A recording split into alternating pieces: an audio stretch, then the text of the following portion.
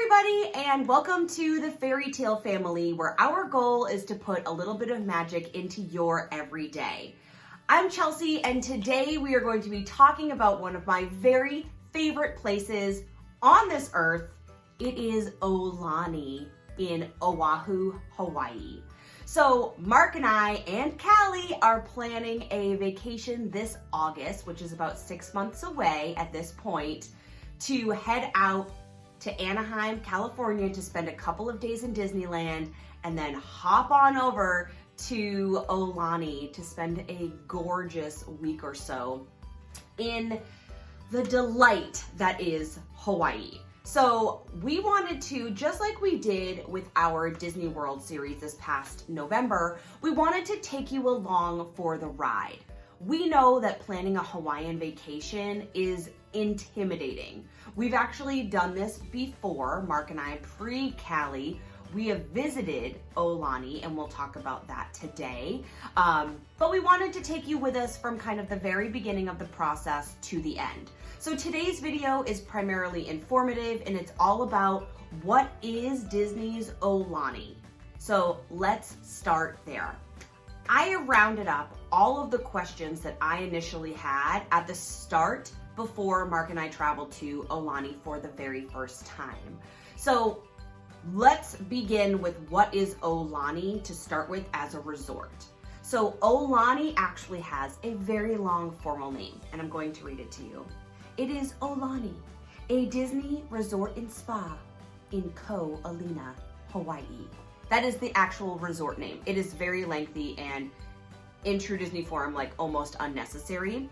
So Disney is in fact a resort and a spa, and there is also a DVC component to Aulani. However, Aulani is not a Disney park. I'm gonna say that again for our friends in the back. It is not a park. Like if you were to go to Disney World or Disneyland and visit Magic Kingdom, Animal Kingdom, Disney's California Adventure. It's not a park, it is simply a resort and the best spa I've ever been to. I talked about this spa in one of our most recent videos, which I will link above here for you. So, world-class spa. But just to be clear, it is a resort and spa, not a park. And it's located on Oahu, Hawaii, which is the islands go. I'm using a cheat sheet here. Hawaii, Maui, Lanai, Molokai, Oahu, Kauai. So it's farther out. It's not like the big island, which is Hawaii. It's farther out. It is the third largest Hawaiian island, and it is the home to Honolulu, which is the capital, as well as Pearl Harbor. So it's mostly well known because of Honolulu, but it is the third largest of the islands, and it's not nearly as like wildernessy as Kauai, which is farther out. So it is off California's coast. We live on the East Coast. It takes us a very long time to get all the way from Boston, Massachusetts, where we fly out of, onto Oahu, which is one of the reasons why we're stopping in Disneyland, is to kind of break it up and adjust to new time zones for us. So that's just to give you some perspective of where it is. There are a ton of both Californian touristers as well as Japanese touristers who we have seen in our experience because of its kind of like middle proximity to both Japan and California. So that is the location of where it is. So what makes Aulani particularly special is that it's not just any resort. There are a lot of gorgeous resorts on that public beach side of Ko-Olina, which is kind of like the village or town where Aulani is located. There are a ton of resorts side by side. It's all public beach space, and they're all lovely. However, what gives Aulani this Disney difference is that when they were constructing this, Disney worked with Disney Imagineers, like think Joe Rohde, we're part of the Joe Rohde fan club for sure here at the Craig household.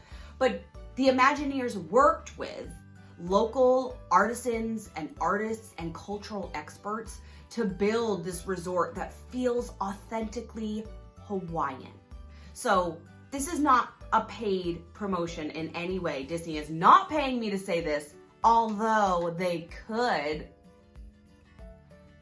Plug. But what really makes this resort special is the way that it captures this Hawaiian and Polynesian history, this cultural authenticity, so that everything from the decor, the cast members who are Hawaiian and Polynesian, the menus, the way that the wind moves throughout the resort, everything feels special and on trend with what truly is Hawaiian. We learned so much about Hawaiian culture while we were there, and that was honestly one of the reasons we wanted to go, because you could stay at the Four Seasons next door and it's gorgeous. They have great food, their rooms are beautiful, it's the same view, but you're not going to get that infused Disney difference, which is what sets Aulani apart. If they're bringing this much attention to, say, the Polynesian in Disney World, then you can bet that they are going full in, whole hog in Hawaii to make it feel rich and culturally appropriate. So that's one of the things we love most about it, is its true sense of the island. And it feels so Hawaiian when you're there. It's not like American touristy. You know, when you go to resorts in another country, sometimes they try to cater to the American tourist because we're bringing our money, etc., etc. This does not feel American touristy. I mean, there are definitely key elements of it, i.e. like the Hawaiian shirts, which can feel as touristy as you want them to feel, but it doesn't feel kitschy, is what I'm trying to say. And I feel like I have a really low tolerance for kitschy, unless that's exactly what I'm seeking. And when we're spending Disney Hawaii money to be there, kitschy is not what I'm going for, friend. I want that authentic, real exposure. So, and you get that in, again, the menus, even the evening shows that they put on. Mark and I experienced this really beautiful star excursion where it tied kind of the traditions of Polynesian voyagers to the stars, and then we got to look at the stars and explain what we saw, and we learned about all of the anecdotes and the history. It was just so lovely. So, not a park, not American touristy. Those are things that are really important for you to know. Did you know that Aulani means messenger of a chief? Just a little tidbit for you. Aulani opened in August of 2011 and was so intensely popular that they actually completed a major expansion in the fall of 2013. I can't believe that Aulani has been open for almost a decade. I can't believe that. I keep calling it like the new resort in Hawaii. It's not new. It's not new. It's been around for 9 years. So one of the major reasons we became DVC members is because we knew that we could book out 9 months in advance to Aulani the summer that we traveled there. So it was a huge push for us because, quite honestly, at that time, we could have never afforded the room rates in Aulani. But because we were paying via points, it didn't matter if we were in Hawaii or Orlando or Anaheim.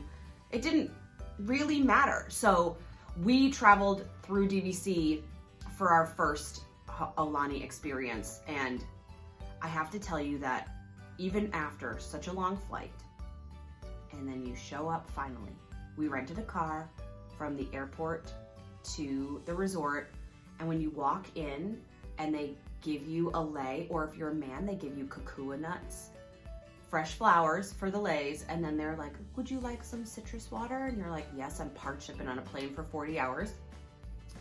And you walk into the lobby, I welled up. Like the feeling of the wind coming in and seeing straight to the ocean and the soft ukulele music playing, it was more than I ever could have imagined. And I'm wondering if this second time will still feel that magical. I really, really hope it does, because that was like an overwhelming experience of just stepping into the lobby. And you know, they want to give you a tour right away. They want to explain to you what's going on. We couldn't handle that. We were so tired. Our goal was just to survive the rest of the day, so that we could go to bed in the early evening. I couldn't take in what that gorgeous cast member was telling us, but I could feel it. So it's just one of those experiences that you can't explain fully unless you get to do it. So if Hawaii is not on your bucket list because you think it's too beachy, too touristy, too whatever, put it on your list. If you're a Disney fan, put Aulani on your list for the future, because it will rock your world. It's worth it. It's totally worth it. And keep in mind, we live in a beach community. So to leave the Cape in August to travel to a different beach would normally be like, no, I have no interest in leaving Cape Cod in the summer. I love it here.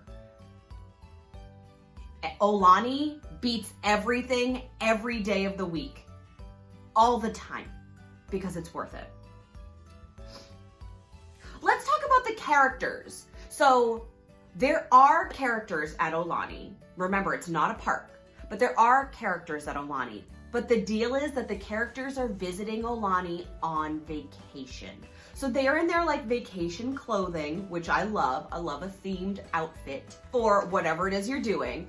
But it's not every character, and it's not character overwhelm. I hope you can follow me there. So when Mark and I went without Callie, we sought out 0 character experiences. And guess how many we found? 0. Occasionally, when we would be in the lazy river and we would, waddle our way down by where they have breakfast, we might see Mickey standing outside for a dining experience. But it was never like, the characters are here, we're rushing to the pool, there are 1 million children. Like, it wasn't that type of character experience. They are also limited. So there's Minnie and Mickey, Donald, Goofy, and Moana. Now there are like separate Moana experiences that you can have. Obviously, right? This feels like it aligns here. Like Moana, she is a descendant of Polynesian culture. There is a nighttime show where she explains the story of Moana and the culture of Hawaii and Polynesians. So she's definitely a presence there, but she is not like a, if you go, you're guaranteed to have to run into her experience. So if you're not looking for character experiences, I don't want you to feel like it's going to be shoved at you, because it won't be. If you are looking for character experiences, you can go onto the Aulani website and they'll detail for you what those experiences are, and you can sign up in advance to ensure that you're going to have them. So they're not super frequent, but they do exist if you're looking for them. So that is what Aulani is, where it's located, Disney owns it, what kind of a property it is, what you're expected to get culturally while you're there, some possible character experiences, and definitely things that it is not a park, not touristy. So that's the background of Aulani.